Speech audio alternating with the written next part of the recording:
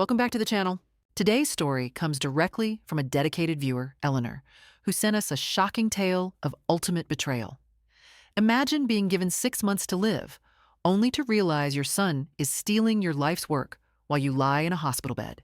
This is the story of a matriarch who faked her decline to expose a $6 million fraud. Get ready for the harvest of greed. Eleanor's awakening. Before we dive in, do you have a gripping story that needs to be heard? Send us your confidential stories now.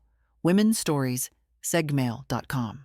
The atmosphere in the old farmhouse kitchen was thick with the rich, heavy steam of simmering beef stew, a traditional Sunday scent that had clung to the weathered pine cabinets for generations.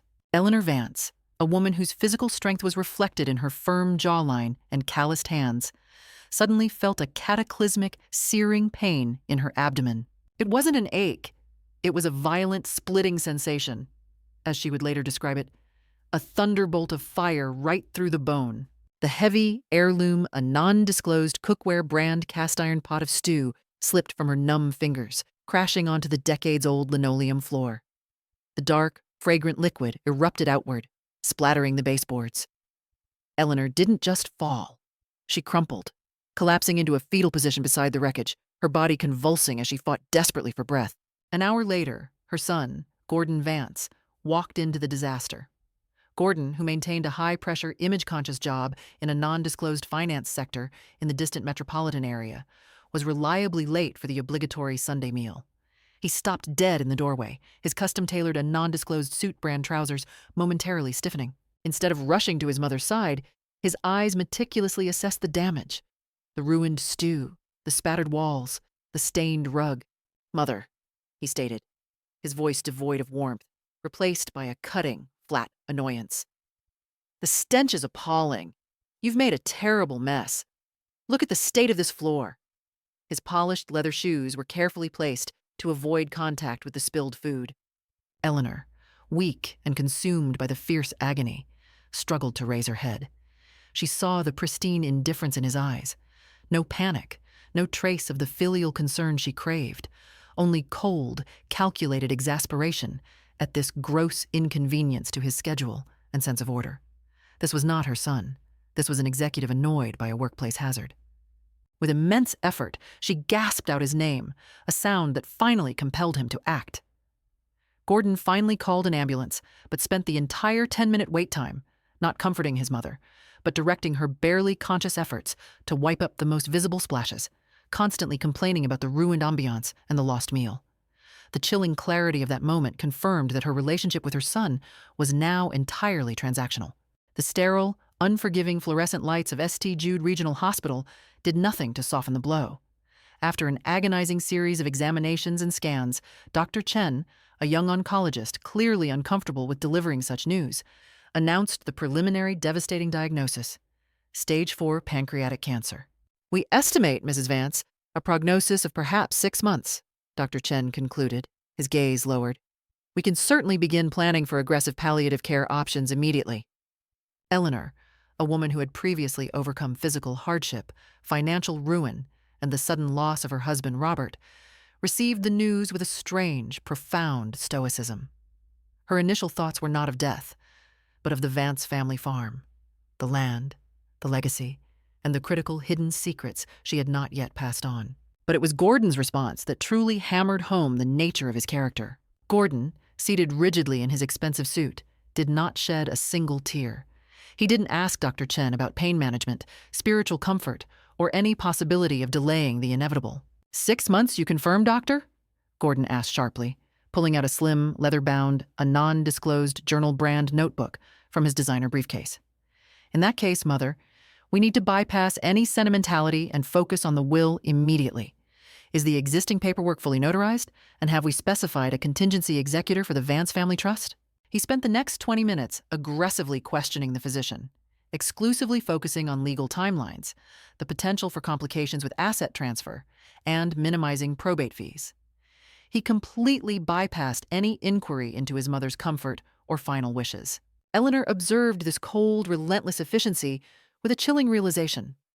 Her impending death was not a tragedy. It was a highly lucrative but messy logistical problem for her son to solve. The very next morning, Gordon returned to her hospital room, radiating a forced, artificial air of triumph. He bypassed any attempt at physical comfort or emotional connection. "I took care of everything, Mother," Gordon declared, pulling out his high-end phone. He didn't even have the courtesy to bring physical documents. "I went ahead and finalized the sale of the farm. We got a decent offer, all cash, from a non-disclosed real estate firm downstate. You wouldn't have wanted to be bothered with the paperwork in your final, difficult months." He held up the phone, scrolling rapidly through a digital real estate contract, clearly anticipating a wave of gratitude for his supposed decisiveness. "The money is already in a short-term holding account," he continued, a slight, self-satisfied smile playing on his lips. "It will make the probate process so much simpler for me, and frankly, I figured I'd get the money now instead of waiting for months or years of messy estate issues and property taxes." Eleanor felt a slow, crystalline wave of absolute fury wash over her, completely eclipsing the physical discomfort. He hadn't just stolen the 150-acre farm, the family's 4-generation legacy. He had stolen her final autonomy, acting on the premature assumption of her demise. She looked at this stranger, this man she had sacrificed everything to raise, and a calculated, slow smile spread across her pale lips. "That was truly efficient of you, Gordon," Eleanor said, her voice surprisingly steady and quiet. She let the praise hang in the air for a moment, thick with unstated power. Gordon looked visibly pleased, puffing up slightly. "I knew you'd approve, just trying to be practical." "Too bad you didn't wait, sweetheart," Eleanor finished, leaning forward, her sharp eyes locking onto his.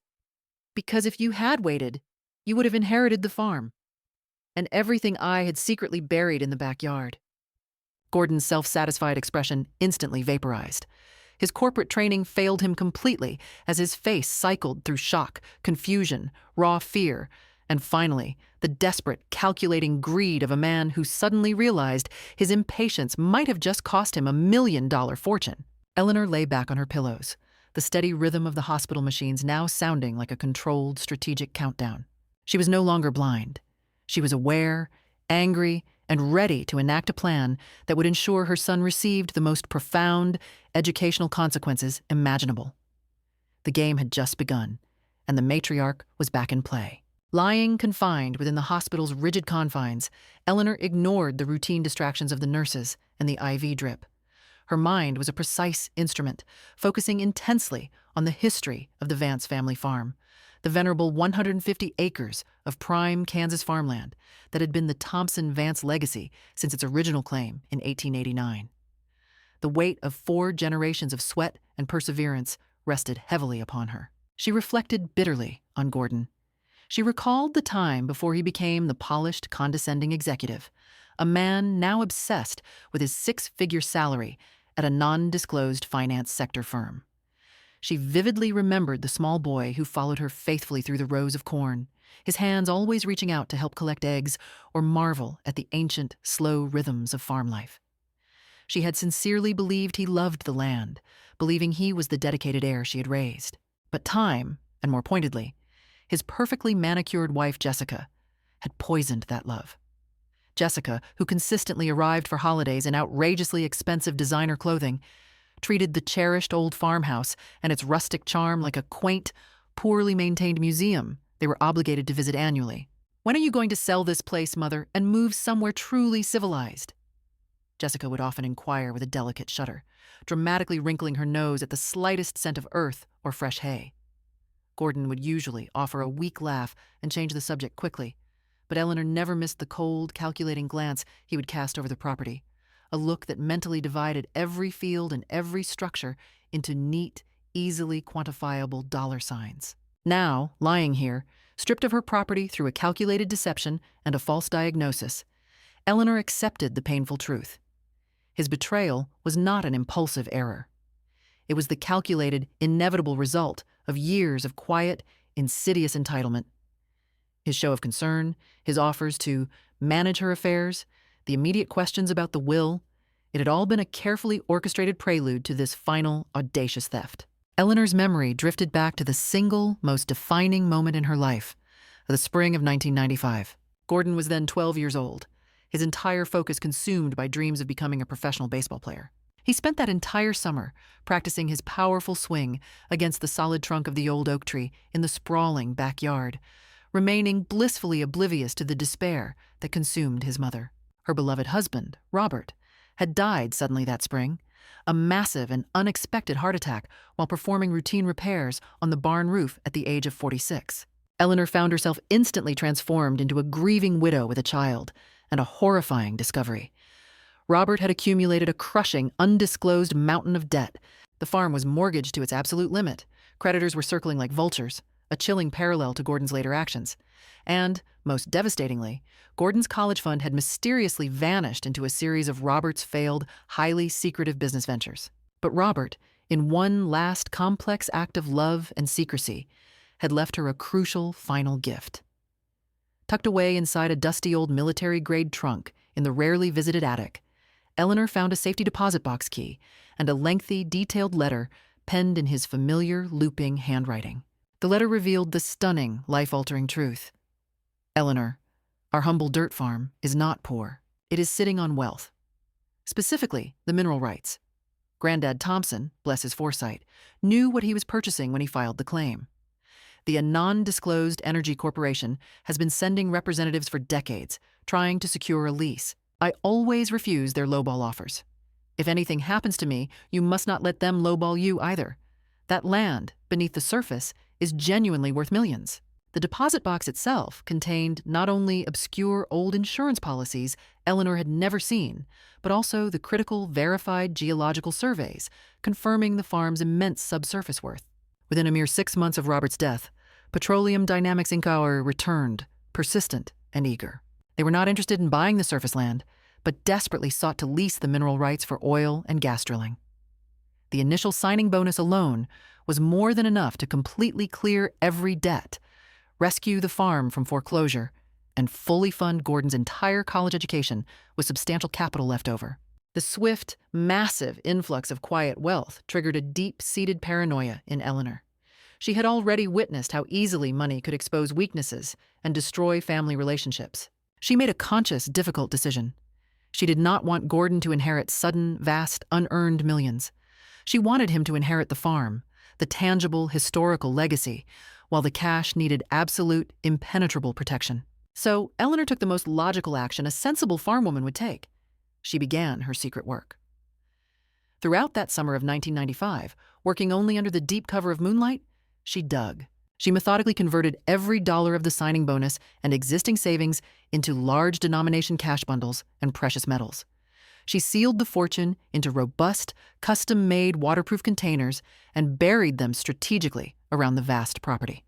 Each spot was meticulously chosen and marked only by complex GPS coordinates that she recorded, hid, and diligently committed to memory.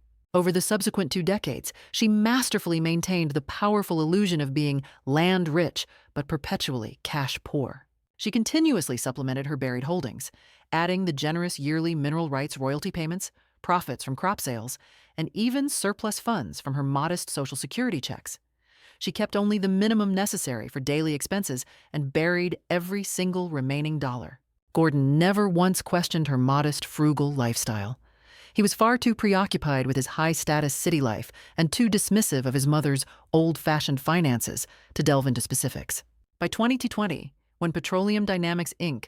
successfully negotiated a new, significantly more lucrative lease agreement, Eleanor's various caches collectively contained a fortune that exceeded the lifetime earnings of most people.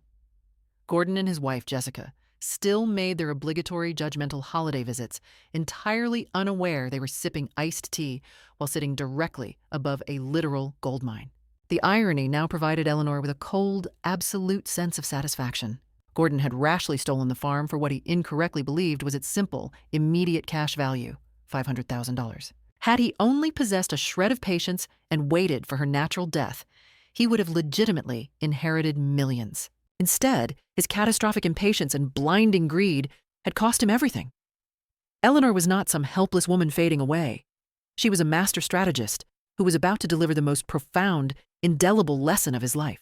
The morning following Eleanor's delivery of the calculated, chilling warning to Gordon about the buried treasure, she received an unexpected, highly consequential visit. Dr. Chen, the young oncologist, walked into her room, his face pale and flushed with acute professional embarrassment. "Mrs. Vance," he began, fidgeting nervously with the clipboard, I I need to extend my sincerest, most profound apologies regarding your diagnosis. Eleanor, who had been resting with the air of a sleeping predator, sat up slowly.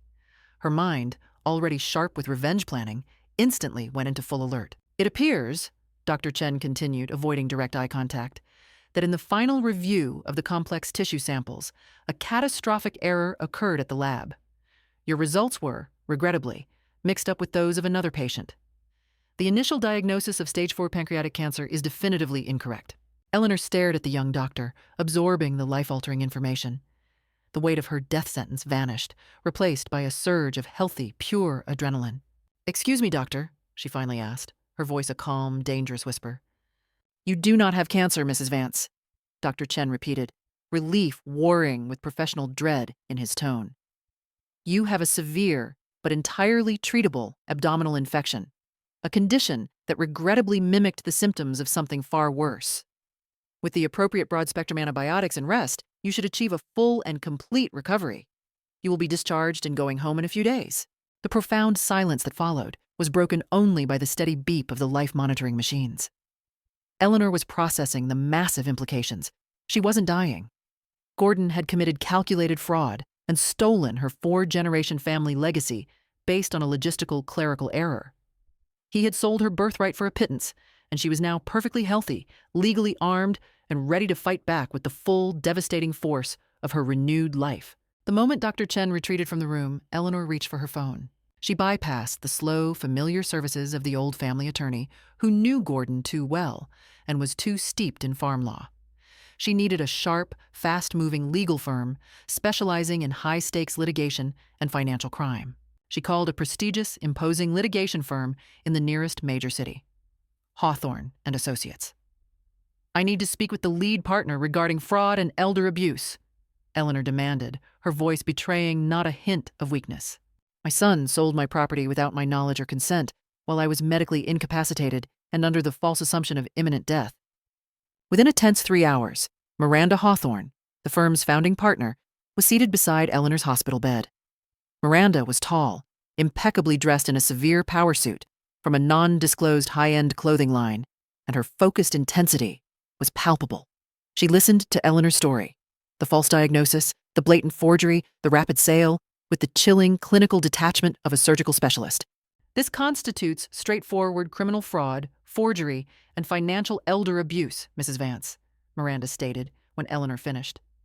"We can file an injunction immediately to freeze the assets, void the deed, and pursue criminal charges against your son." "How long would that entire process take starting today?" Eleanor asked. "Months, possibly years. This type of litigation moves slowly through the appellate courts." Eleanor shook her head decisively. "I require something faster, something that delivers a more educational, psychological impact. Gordon believes I am fading away, and he has successfully executed a perfect crime," she explained, a dangerous, cold glint entering her eyes. "I want to keep him believing that narrative for a while longer, at least until I can fully calculate the extent of the damage and allow him to dig his own legal hole much deeper. He must think he has won." Miranda smiled, a precise, sharp curve of the lips that indicated deep professional admiration. "Mrs. Vance, I foresee a highly satisfying professional relationship with you." That same evening, Gordon called Eleanor, his voice cloyingly sweet and full of rehearsed, fake concern, clearly attempting to finalize his emotional decoupling while mentally allocating his stolen windfall. "How are you feeling, Mom? Tired, I expect?" he asked. "Very tired, honey," Eleanor confirmed, letting her voice sound convincingly weak and defeated. "The doctors say it won't be much longer now. The farm sale being finalized does take a heavy load off my mind, Gordon." "Of course, Mother. I'll take care of everything," Gordon assured her, his excitement barely restrained. "Try to rest. I'll see you soon." After hanging up, Eleanor sat up, revitalized. Miranda's immediate discreet strategy was to file a confidential, temporary restraining order in a separate court to freeze the final transfer of the $500,000 sale funds to Gordon's personal accounts, citing unforeseen legal complications regarding undisclosed surface rights assets. This kept Gordon nervous but unaware of the medical reversal or the fraud case. Eleanor's plan was purely psychological. The treasure lure. Tomorrow, she would be discharged to go home, to what Gordon believed would be her final days. Instead of preparing for death, Eleanor would be preparing for the most satisfying, financially devastating revenge of her long life. She just needed to complete the physical retrieval of the buried evidence, and the bait, the secret of the missing millions, would be ready and irresistible. 2 days later, Eleanor was officially discharged. As the medical transport attendant helped her through the front door of the old farmhouse, and the air inside felt palpably wrong, not merely dusty or silent, but profoundly violated. It felt as if a stranger had recently conducted a harsh clinical appraisal of a condemned building. She immediately began noticing the subtle, insidious signs of Gordon's unauthorized search. The heavy, dark wood drawers in the antique writing desk were left fractionally ajar. The confidential papers in her private cabinet, though outwardly appearing to be in place, were subtly shifted from their original, meticulous arrangement. Even the antique, non-disclosed jewelry box on her dresser showed faint evidence of having been recently moved and investigated. Gordon had been systematically cataloging her belongings with the calculated indifference of a predator assessing the contents of a soon-to-be abandoned lair. His focus, she realized with cold certainty, had been entirely on the surface-level valuables: her grandmother's prized china collection, the antique, non-disclosed brand tools belonging to her late husband Robert, and the valuable century-old furniture. But in his blinding haste and single-minded focus on the easily liquidated, he had completely overlooked the single most crucial tool in the house, the professional-grade metal detector, gathering dust in the shadowy, damp recesses of the basement. Her late husband, Robert, had acquired the device some 15 years prior during a brief, passionate phase as a historical artifact hunter, convinced he would find lost Civil War relics on the land. He found nothing but rusted scrap and old farm equipment.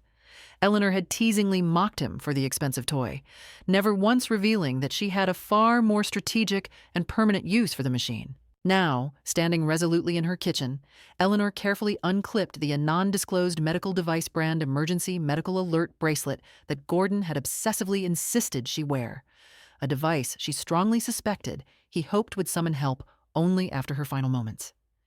She quietly retrieved the metal detector from the basement. The true solitary treasure hunt had officially commenced. Eleanor's primary target was located just beyond the old, neglected garden shed, adjacent to where the chicken coop had once stood, a spot she remembered perfectly from the sleepless summer nights of 1995. The metal detector, initially emitting only static, began a steady, insistent, high-pitched beeping as she neared the coordinates she remembered. Working slowly and deliberately, completely ignoring the residual ache in her abdomen, she used a small, sharp gardening trowel. Within approximately 20 minutes of careful, methodical digging, she struck a solid, rubberized container. Inside the robust, waterproof case, she found the original, crucial oil lease documents meticulously preserved and sealed alongside approximately $50,000 in cash, her first emergency fund, established decades ago. This single cache contained the damning proof that Gordon had knowingly sold a property that was already encumbered by exceptionally valuable long-term resource contracts. Her second site was located near the deep shade of the apple orchard, subtly marked by a small, inconspicuous fieldstone that only her eyes recognized. This container yielded a mix of high-value gold coins and several silver bars, along with the foundational deed information proving the farm's true, immense mineral rights valuation, originally signed by her great-grandfather, Granddad Thompson. The third cache, situated by the boundary of the northern fence line, contained detailed bank statements and certified legal documents explicitly proving the continuous, substantial annual royalty payments she had been secretly receiving for years. By the time the sun began to set, painting the sky in fiery orange and crimson, Eleanor had successfully recovered 7 distinct caches, each containing a mix of high-value cash, precious metals, or unassailable legal evidence. The recovered cash alone totaled nearly $300,000.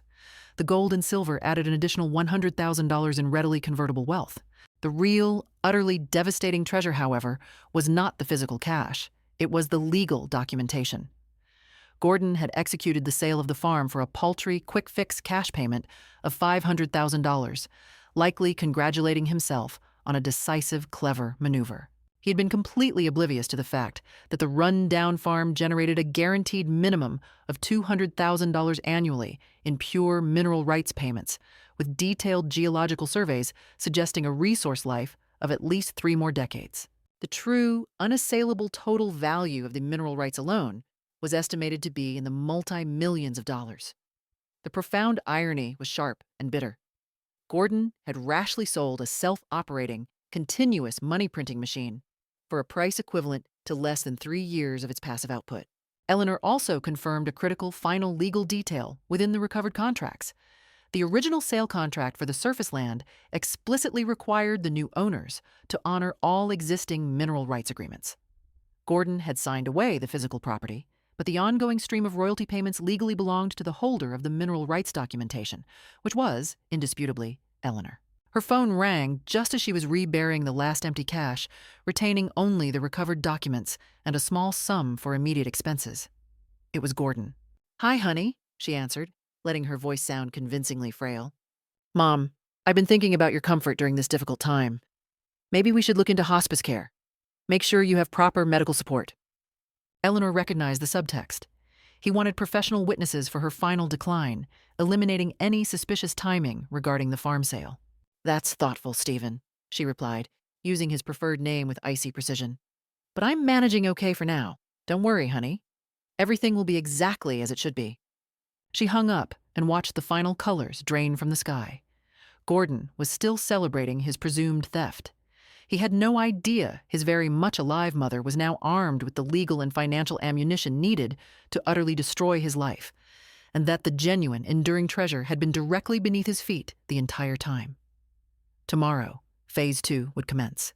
The day after Eleanor completed her covert retrieval of the buried caches, Gordon arrived at the farm for what he clearly believed was his final, dutiful visit, a morbid form of emotional closure. He brought a large, expensive bouquet of hothouse flowers and, as Eleanor subtly observed from her perch on the porch swing, a business card from a prominent funeral director, a non-disclosed funeral home, discreetly tucked into his jacket pocket. He swiftly slipped it back when he believed her eyes were closed. He settled into her late husband Robert's old, worn armchair with the smug, relaxed confidence of a man who already considered himself the primary man of the house, patiently waiting for the inevitable. "You look tired, Mom," he said, his voice laced with superficial, rehearsed concern. "Are you absolutely sure you don't want me to arrange for some in-home palliative care? Maybe a nurse to stay with you around the clock?" "I'm managing fine for now, honey," Eleanor replied, injecting just the right amount of feigned weakness and fatigue into her voice.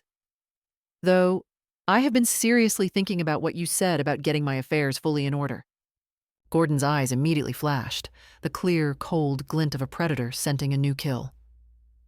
"That's excellent, Mother. That's really proactive. Do you want me to contact our family attorney? Help you review and update your will to expedite the process?" "Actually," Eleanor began slowly, deliberately leaning forward, ensuring she commanded his full, focused attention. "I've been remembering some complex details your father told me just before he died. Details about the property, about contingency planning he never got a chance to properly explain." Gordon leaned in sharply, shedding his facade entirely. He looked like a hungry man about to devour a meal, unable to contain his frantic anticipation for any new information about hidden, undisclosed assets. "What kind of things, Mother? Please be precise." Eleanor let a long, pregnant silence stretch between them, observing the visible twitching in Gordon's jaw as he struggled to maintain his composure. "Stephen, my dear," she began, using his preferred corporate name with deliberate calculation. "When you executed the sale of the farm, did you happen to officially mention to the buyers that there might be non-surface level valuable assets still on the property? Items that were entirely separate from the house and the surface real estate?" "Non-surface level valuable assets?" Gordon stammered, his voice cracking, the blood visibly draining from his face, as the sheer financial implication of her words struck him like a hammer blow. "Well, your father, bless his secretive soul, was always deeply concerned about economic collapse and government overreach," Eleanor continued calmly, delicately touching her temple as if struggling with a failing memory. "He converted quite a substantial amount to cash and precious metals over a period of years. He referred to it as our family insurance policy, specifically buried for safekeeping against the unpredictable." Gordon's hands, resting on the armchair, began to shake uncontrollably. The paralyzing thought of buried, undisclosed wealth, which he hadn't declared and which would now legally belong to the new owners, was a potent corrosive on his greedy heart. "I can't recall the exact locations he chose for everything," Eleanor sighed dramatically. "My memory is quite foggy these days." But he did mention once that the total value was enough to comfortably take care of us for the remainder of our natural lives. She cleared her throat softly. Of course, now that the property is legally sold, I assume those assets automatically transfer to the new deed holders. Wait, no! Gordon launched himself out of the armchair, pacing frantically toward the window, his corporate training dissolving into panic. Wait, Mother, we need to think this through carefully. Maybe the sale isn't completely final yet. Perhaps there's still time to renegotiate or add highly specific clauses about personal property and subsurface holdings. I was under the impression you assured me everything was finalized and complete, Eleanor asked, injecting a tone of innocent, frail confusion into her voice. Well, yes, but there are always legal avenues to modify an agreement, especially if there were material facts that were not disclosed, Gordon rambled, thinking entirely out loud now, too terrified to maintain his meticulous facade. Mother, I desperately need you to concentrate. Where exactly might Dad have buried things? What did he tell you specifically about the markers? Stephen, Eleanor said, letting the icy steel in her voice cut through his panic. Are you actively requesting that I help you commit theft from the new property owners? He froze instantly, paralyzed between his desperate need to salvage the money and the absolute requirement to maintain the fiction of the caring son. No, of course not, Mother, he stammered. I only meant that if there are family assets on the property, we have a moral obligation to ensure they are properly accounted for the family. Family assets that you unilaterally included when you forged the sale of my property without my explicit permission? The words descended upon him like a heavy iron cage door slamming shut. Gordon's carefully constructed narrative instantly collapsed. Mom, I can explain everything. I believe you've explained quite enough for one afternoon, Eleanor stated firmly, reaching for the small bell on her bedside table, signaling the end of the visit. I feel profoundly exhausted all of a sudden. I think it would be best if you went home and gave serious thought to exactly what you have done. Gordon left, looking utterly defeated, like a man who had not just lost a raffle, but had foolishly tossed away a winning multi-million-dollar lottery ticket. Eleanor's satisfaction was absolute. His desperation, now fully activated, would provide all the remaining ammunition she required. The clock was ticking on his final, brutal education. The next morning brought precisely what Eleanor had anticipated with clinical accuracy. Gordon's pristine, high-end rental car was parked haphazardly in the driveway, just as the sun began to breach the horizon. Eleanor, sipping her morning coffee with a sense of calm, controlled vigilance, watched from her kitchen window. She observed her grown son, dressed in clothes that were already becoming mud-caked and ruined, systematically digging holes in what used to be her meticulously maintained backyard. He looked every bit the frantic, deranged treasure hunter, driven solely by the irrational hunger of pure greed. This time, he was far better equipped. He was armed with a heavy-duty shovel, a newly purchased sophisticated metal detector, a model from a non-disclosed brand, and a dedicated GPS device. Clearly, he had spent a night of sleepless, panicked planning, dedicating his energy to an archaeological expedition into grand larceny. A desperate attempt to reclaim the buried treasure he now believed he had foolishly signed away. Around the stroke of noon, when Gordon had successfully transformed her once beautiful garden into something resembling a chaotic, pockmarked war zone, Eleanor casually strolled outside, maintaining the masterful performance of her life. "Gordon, honey, what on earth are you doing to my petunias?" she asked, her voice laced with mock concern and faint bewilderment. He straightened up instantly, sweating profusely, heavily covered in dark earth, holding the shovel like a man caught in the act of grave robbing, which, in a sense, he was. "Mom, I thought maybe I could help you find some of Dad's things before—" He trailed off, gesturing vaguely toward her supposedly imminent death. "That's wonderfully thoughtful, dear. Any luck with your digging?" The desperation in his eyes was almost physically painful to witness. "Not yet, Mom. I really need you to concentrate and remember everything Dad told you. Every single detail about where he might have put things." Eleanor feigned intense concentration, occasionally touching her temple dramatically as if struggling against severe memory loss. "Well, there was definitely something about the old oak tree and perhaps the specific area by the split-rail fence," she murmured, carefully directing him toward empty ground. "Oh, and he spent an excessive amount of time near the old garden shed that last summer. I recall." Gordon nodded frantically, his eyes wide, meticulously making mental notes of every location she mentioned. He was entirely unaware that she was leading him on a carefully constructed wild goose chase to areas where she had never buried anything of value. Also, she added, watching him hang on her every word, he often mentioned something about special markers, a unique system to remember the exact spots. He was always scribbling down obscure numbers in that little notebook of his. I think I may still have it somewhere, hidden away. Gordon, hearing the mention of the notebook, actually dropped his shovel with a loud clang. You have Dad's genuine notebook? Possibly, though, with my condition. I'm genuinely not sure I could locate it even if I dedicated the time. She sighed heavily, expertly playing the frail invalid. And even if I managed to find it, what would be the practical point now? The entire property legally belongs to someone else. That was the ultimate trigger. The pressure of his imminent loss became unbearable. Gordon sank down hard onto the porch steps, looking like a man about to confess to a capital offense. Mom, I need to tell you the complete truth, he choked out, the words ragged. The farm sale, it wasn't exactly handled with full, proper procedure. What exactly do you mean by that, honey? I mean, I may have expedited the entire process while you were in the hospital without securing your full, explicit approval first. The understatement was monumental. Expedited? How precisely did you manage that? Eleanor asked quietly, maintaining her dangerously calm exterior. I signed some necessary papers on your behalf. I genuinely thought I was helping you, preventing chaos, but now I realize I should have absolutely waited. I should have discussed every detail with you first. He still could not bring himself to use the word forgery or fraud, only poor timing. Stephen, Eleanor said, letting a momentary flash of steel enter her voice. Are you telling me you sold my family farm without my knowledge or my permission? I thought you were dying. The final desperate justification exploded out of him. The specialist said 6 months, potentially less. I thought I was simply handling things efficiently so you wouldn't have to worry about legal complications and exorbitant probate fees. So you decided the best course of action was to steal from me instead? It wasn't stealing. It was terribly poor timing. And now, if there is actually cash or gold buried on that property, I've made a terrible, irrecoverable mistake. Eleanor allowed him to wallow in the resulting silence for a tense moment, watching him fully grasp that he had just confessed to fraud while simultaneously begging his victim to help him commit further theft.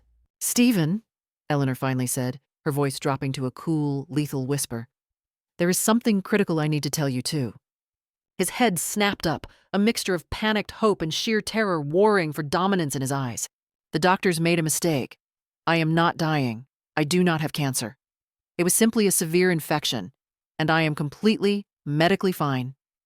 The silence that followed was absolute. Gordon's face instantly drained of all color, transitioning through shock, denial, and settling into a numbed, disbelieving horror. You're not dying, he breathed, the realization crushing him. No, Stephen, I am not, Eleanor confirmed. Which means I will be here, healthy and very much alive, for a very long time to deal with the inevitable consequences of what you have done. Gordon slowly managed to stand up, moving like a man trapped in a profound nightmare. Mom, I can fix this. I can make this right. I promise. Can you, Stephen? Can you truly fix it? She challenged, gesturing pointedly at the ruined, mud-covered garden. You sold the farm, the cash is gone, and now your healthy, very much alive mother is staring at you with a level of cold disappointment that will haunt you for the rest of your life. Eleanor was far from done with his education. Tell me, son, she demanded, her voice carrying the full, unyielding authority of her decades on the land.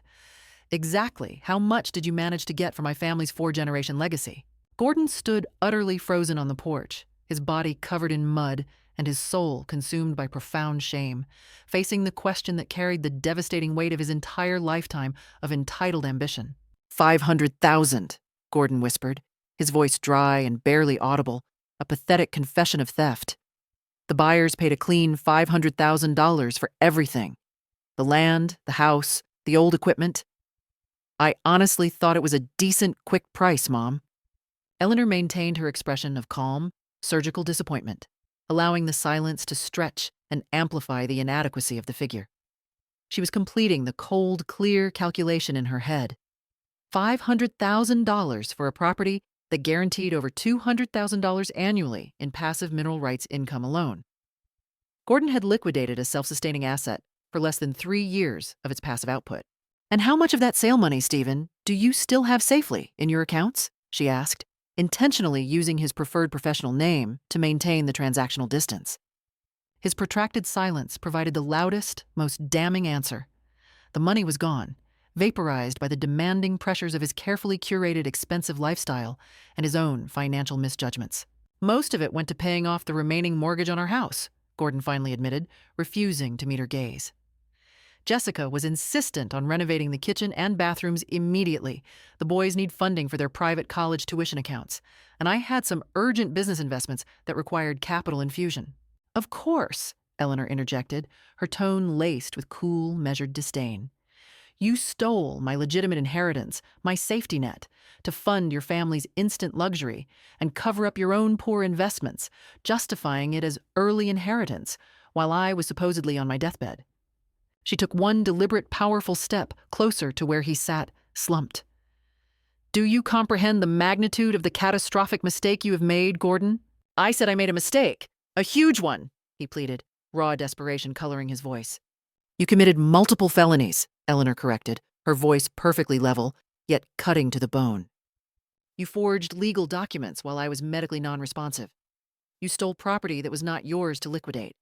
But far more importantly, you completely threw away generational wealth simply because you were too consumed by greed and too impatiently arrogant to wait for the natural course of events. What exactly are you defining as generational wealth?" Gordon's voice was sharp with fear, a pathetic, high-pitched plea for misunderstanding. Eleanor reached into the deep pocket of her practical farmhouse apron and slowly pulled out a single, neatly folded document, one of the mineral rights royalty statements she had recovered from her buried cash. She held the paper out to him, like a piece of lethal evidence. Gordon's eyes widened to saucers as he snatched the statement, frantically scanning the massive figures detailing the guaranteed royalty payment for just one financial quarter. The paper shook violently in his mud-caked hands, reflecting his inner turmoil.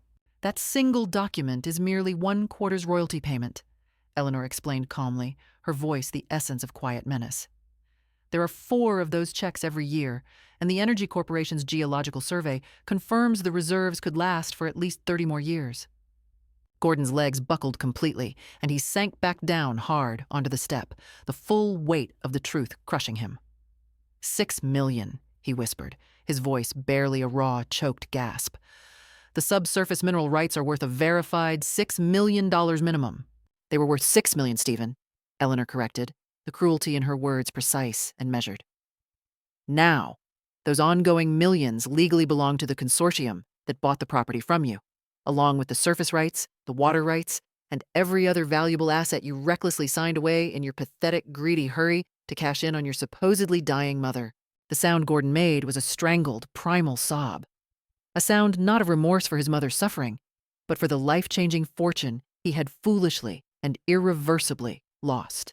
"But Mom, please," Gordon pleaded, looking up at her with eyes full of panic and desperate, foolish hope. "The sales contract must have legal loopholes. We can challenge the validity of the sale. Maybe you should tell the lawyers that the medication made you confused when you signed the forms, that you weren't competent." "But I never signed anything, Stephen," Eleanor reminded him gently, using the name he reserved for his professional life. "You forged my signature, remember? The farm is legally and definitively gone." "We're family, Mom," he whispered, playing his last, most pathetic and manipulative card. "Families protect each other. Families help each other through mistakes." Eleanor looked down at the ruined, pathetic man she had loved and sacrificed for, unconditionally, for 45 years. She felt a cold, final sense of utter clarity. "You are absolutely correct, Gordon," she said, her voice delivering the full, devastating weight of a mother betrayed. "Families help each other. They do not steal from each other while simultaneously pretending to provide comfort. They do not commit forgery, lie to counsel, or liquidate their mother's priceless heritage for discretionary spending money." Gordon was openly weeping now, tears of self-pity and catastrophic financial loss. "What happens to me now?" he asked, utterly defeated, looking up at his healthy, formidable mother. Eleanor offered a faint, chilling smile, a triumphant curve of the lips.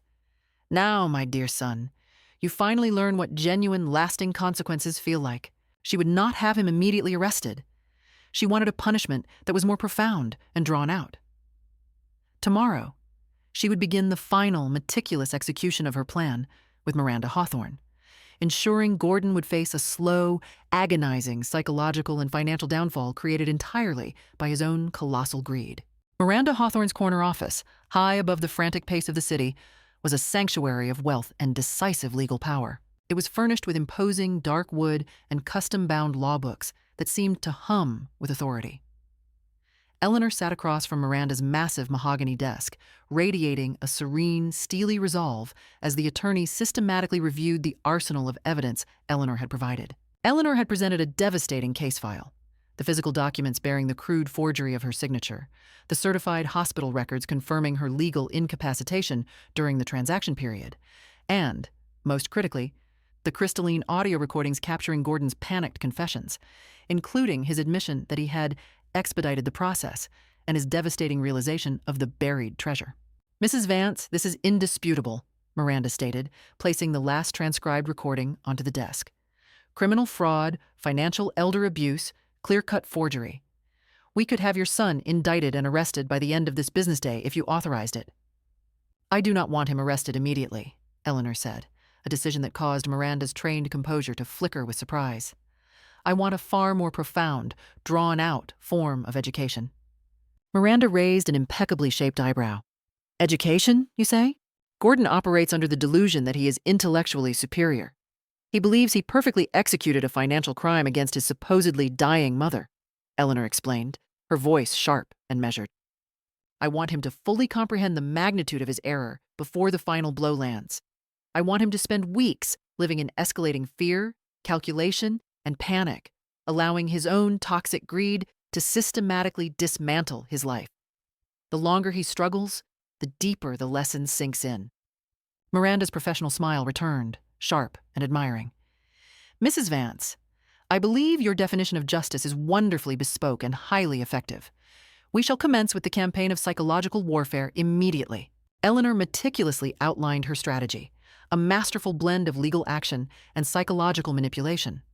Miranda took detailed notes, occasionally nodding with approval at the creative cruelty of certain elements.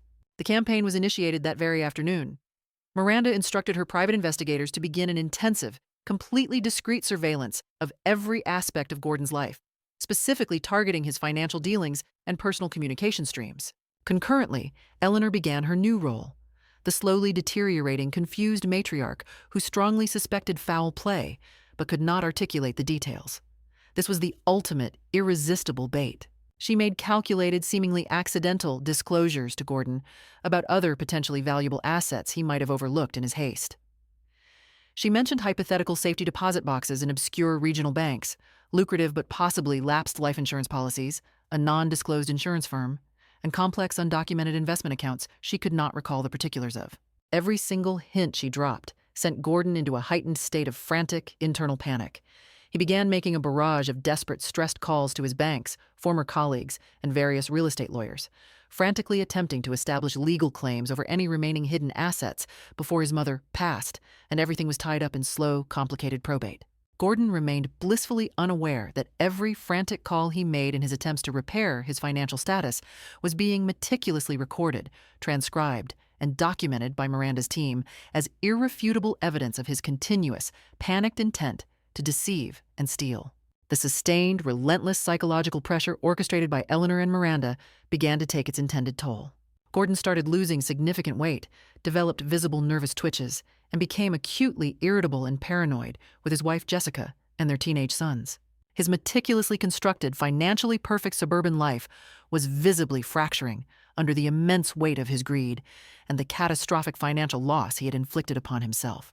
He was constantly haunted by the agonizing knowledge that he had single-handedly destroyed his family's generational financial future, trading a guaranteed stream of multi-millions for a one-time cash payment that had already been frivolously consumed by home renovations and private school tuition. Just over 2 tense weeks into the psychological campaign, Gordon committed his final, definitive blunder. In a fit of desperate, uncontrollable madness to locate the remaining treasure, he attempted to covertly enter Eleanor's house while she was supposedly at a distant specialist appointment, searching obsessively for the mythical, code-filled notebook his mother had vaguely mentioned. Gordon did not know that Eleanor had instructed Miranda to arrange for a sophisticated, integrated security camera system, a non-disclosed security brand, to be professionally installed throughout the exterior of the house immediately upon her medical recovery. As Gordon forced open the fragile back door and illegally stepped into the house, he automatically recorded undeniable evidence of trespassing and attempted theft, an additional crucial criminal charge that Miranda now held in reserve for the final, devastating confrontation. Eleanor, sitting comfortably in Miranda's luxurious office, calmly watched the live video feed on a secured application. A tiny, grim smile touched her lips. Gordon was rapidly digging his own grave, and his mother was patiently ensuring he had the best tools for the job. The following week, Eleanor and her legal strategist, Miranda Hawthorne, orchestrated a meeting in Miranda's imposing glass-walled conference room, which offered a breathtaking panoramic view of the vast city skyline.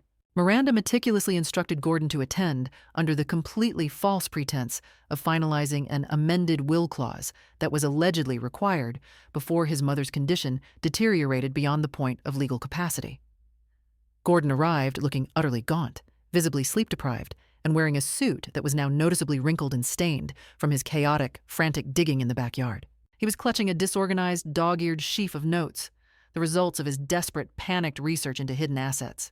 Jessica, his wife, who Miranda had carefully contacted under the plausible guise of discussing long-term estate planning for the grandchildren, was also present. She appeared flawlessly manicured, but deeply tense, clearly unaware of the horrifying depth of her husband's deception and the magnitude of his crime. "Thank you both for making the time to come in," Miranda began, her voice smooth and chillingly professional. "Mrs. Vance's health is regrettably believed to be declining rapidly, so we must address these final, time-sensitive legal details." Eleanor, who had masterfully applied subtle makeup to emphasize a pale, frail appearance, managed a weak, convincing nod. "Stephen, my dear, Gordon," Eleanor whispered weakly. "I think I finally found that little leather notebook your father used. But now my vision is so poor, I can barely read the script.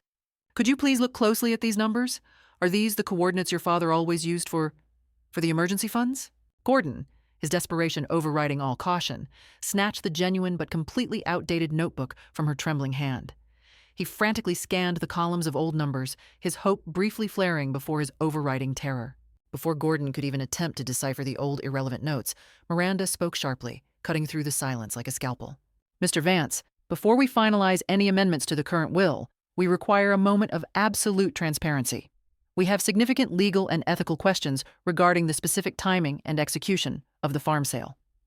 Miranda turned to a large, state-of-the-art flat screen positioned at the head of the conference table. The first image displayed was a high-resolution, stark photograph of the forged signature on the original sale deed, digitally magnified and positioned directly next to a legally verified sample of Eleanor's actual signature. The discrepancies were glaring and criminally obvious. Gordon began to visibly sweat, beads of moisture appearing on his forehead. That must have been a processing error. I signed for her only under a temporary power of attorney." "You were never legally granted power of attorney, Mr. Vance," Miranda countered calmly, her voice cold and absolute. "Furthermore, your mother was medically incapacitated during that entire period, rendering any signature legally void and criminally actionable." Next, Miranda played the video clip captured by the non-disclosed security brand camera system. It showed a desperate, mud-covered Gordon, looking completely disheveled, frantically forcing entry into the quiet, dark farmhouse. Jessica gasped sharply, burying her face in her hands. "Gordon? My God, what were you actually doing there?" "It escalates, Mrs. Vance," Miranda continued, unmoved by the emotional display. The screen immediately switched to a stunning graphic that showed the full, verified potential value of the mineral rights, $6,000, with the paltry $500,000 sale price positioned directly beneath it, labeled in bold, devastating red, fraudulently undervalued by $5,500,000. Miranda delivered the next calculated blow. She played the raw audio recording taken from the hospital room. Gordon's voice, clear, confident, and utterly damning, filled the high-ceilinged room. "I figured I'd get the money now instead of waiting for months or years of messy estate issues." Miranda delivered the crushing finale.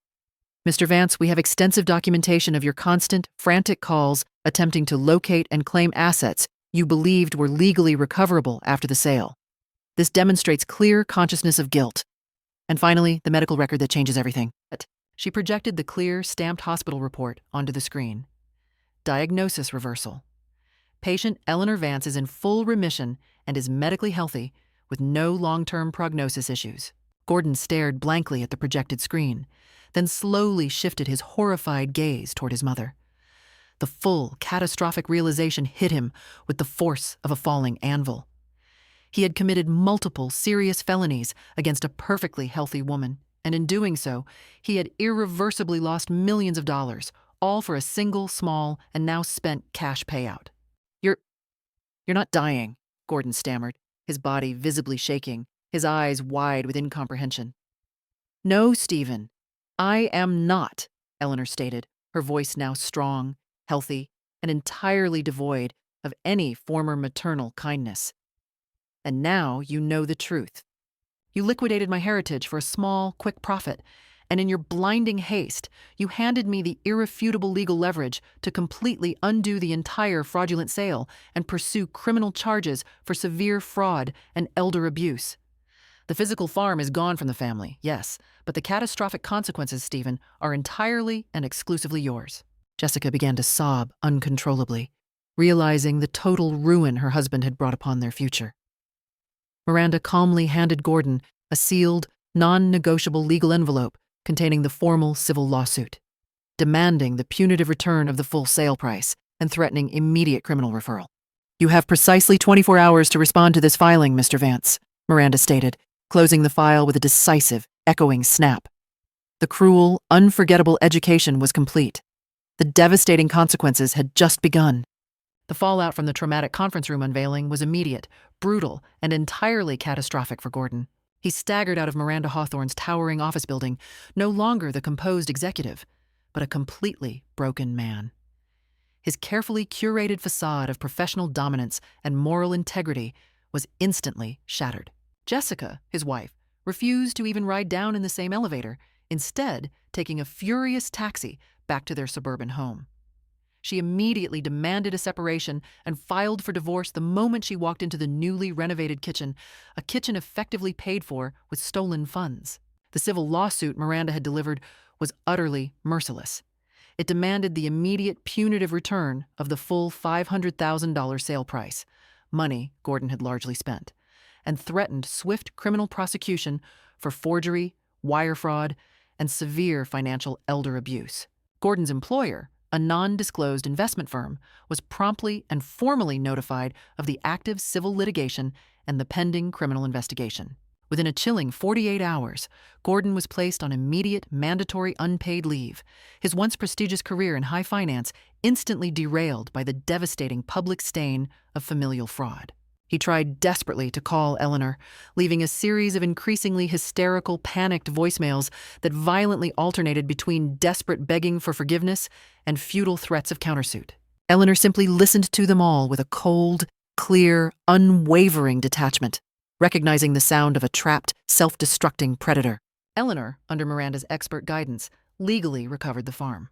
The original buyers, faced with the overwhelming evidence of fraud, forgery, and the complexity of the unassailable mineral rights documentation, quickly agreed to void the entire sale and recovered their $500,000 directly from Miranda's escrow account, an account containing the recovered buried cash, minus the initial legal fees.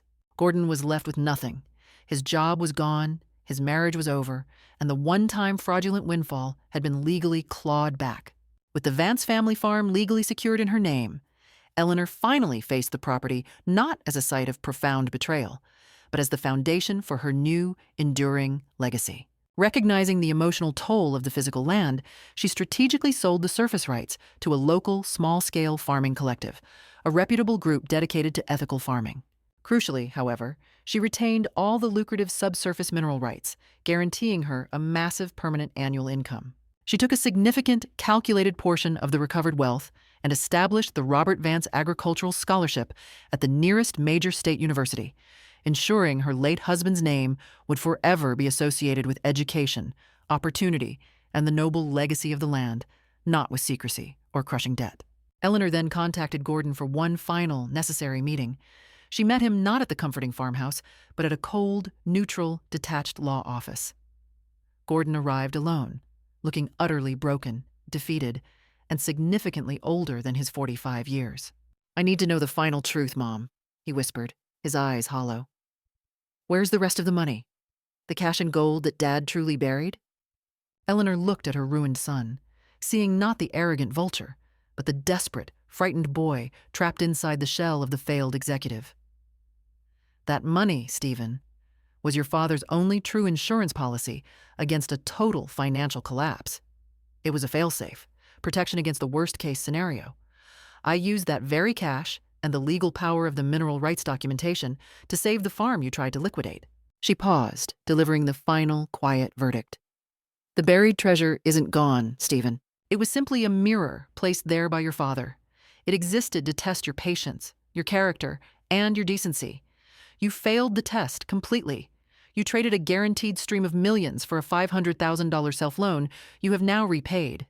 The only thing you will ever inherit from me now is the painful wisdom of your own devastating consequences." Eleanor signed a document establishing a nominal, non-negotiable trust fund for her twin grandson's higher education, explicitly naming Miranda Hawthorne as the sole executor, completely bypassing Gordon. Eleanor drove back to the farmhouse one final time. The new owners, a young, earnest family dedicated to sustainable farming, were already enthusiastically preparing the fields for the next season. The sight was profoundly comforting and restorative. Eleanor walked toward the sprawling old oak tree in the backyard, the same tree Gordon had practiced baseball against, and the one she had used as her silent, central marker. She knelt down and carefully placed a small, simple bouquet of wildflowers on the exact spot where she had once concealed the largest cache of gold. It was not a marker for death. It was a potent symbol of burial. The burial of her profound grief, her long-held secrets, and her passive role as the silent, easily exploited matriarch. Eleanor was no longer a victim. She was a formidable survivor who had successfully defended her legacy. She had her renewed health, absolute financial independence, and a perfectly clear conscience. She left the keys for the new family and quietly drove away from the farmhouse, ready to start a peaceful, independent new life in a small, beautiful house in a town she had always admired. She had ultimately lost the physical surface of the farm, but she had saved the real treasure, her dignity, and the enduring, profound value of the land's financial potential.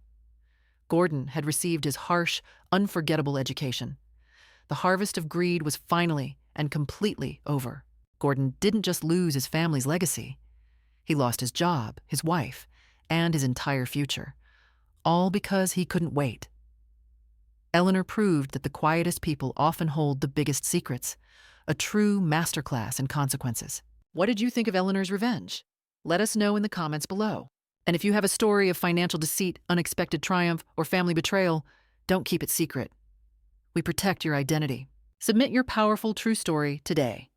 womenstoriess@sigmail.com. Like, subscribe, and hit that notification bell for more stories of justice.